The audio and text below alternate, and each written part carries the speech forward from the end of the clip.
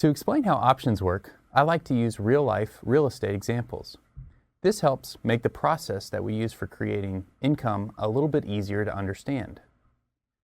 Let's assume that you buy houses, rental houses specifically. You like to buy these houses and then rent them out to tenants or sell them at a higher price if you can. One day you notice that a house in a neighborhood that you like is up for sale. The owner is asking $100,000 for it. You would like to buy the house, but you need time to do research in the neighborhood and to call your mortgage broker for a loan. You're worried that while you get your ducks in a row, the house might get sold to somebody else. So what do? Well, you might go to the owner and make a special proposal. You could offer the seller $2,000 to reserve this home for you for 30 days. If you decide to buy the house, you will pay him a price of $100,000. And if you decide not to buy the house, he will get to keep the $2,000. This is the same concept behind a call option contract. In this scenario, you're paying to have the option of buying the house.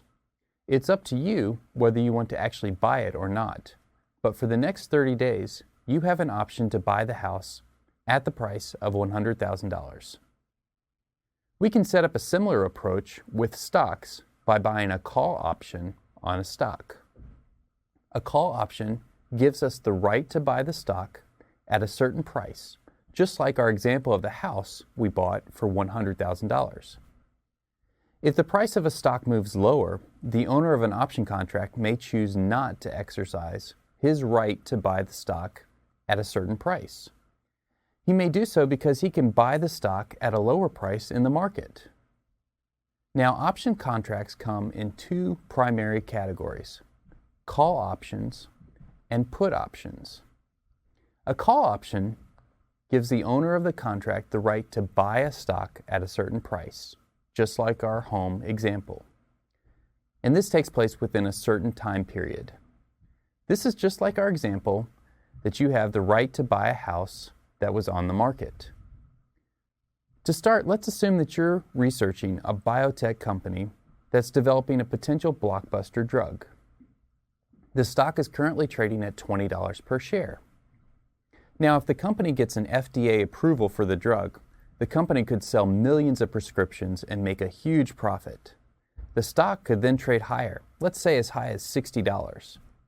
But if the company doesn't receive the approval, the company's profits won't grow and the stock may not rise. In this situation, you may decide to buy a call to give you the right to buy the stock at $22 per share. Now, if the stock trades up to $60 and you exercise the option of buying your shares at $22, you've made quite a profit. Of course, if the FDA approval doesn't go through, the stock could trade down to $15. In this case, your right to buy the stock at $22 would be worthless.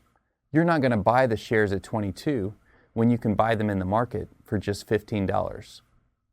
So if you paid $2 per share for the call option, you could make a lot of money if the shares of the stock increase in price, or you could lose the $2 per share that you paid for the options contract. That's the gambler's way of trading options. Now let's move on to put options. Put contracts are different than call contracts because they give you the right to sell shares of a stock at a specific price, not to buy shares as the call options do. For example, let's say that an oil company is trading at $52 a share. You think that oil prices are going to decline, dragging the stock price of the oil company down with it. Now, you could buy a put contract that gives you the right to sell the stock at $50 between now and the end of the year. If oil prices fall and the stock goes down to $30, your right to sell at $50 becomes very valuable.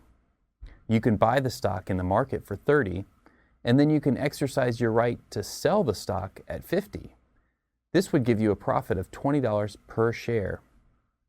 Of course, if the oil company's shares stay near 52 through the end of the year, your put option becomes worthless. You wouldn't want to exercise your right to sell the stock at 50 when you can actually sell the stock for more money in the market. With this type of strategy, You can get paid very well if you're right. But if you're wrong, the put option becomes worthless, and you could lose what you paid for the contract. Again, that's the gambler's way of trading options. But I've got a better way that I'm about to show you. Tune in for my next video on how we make income by selling these options.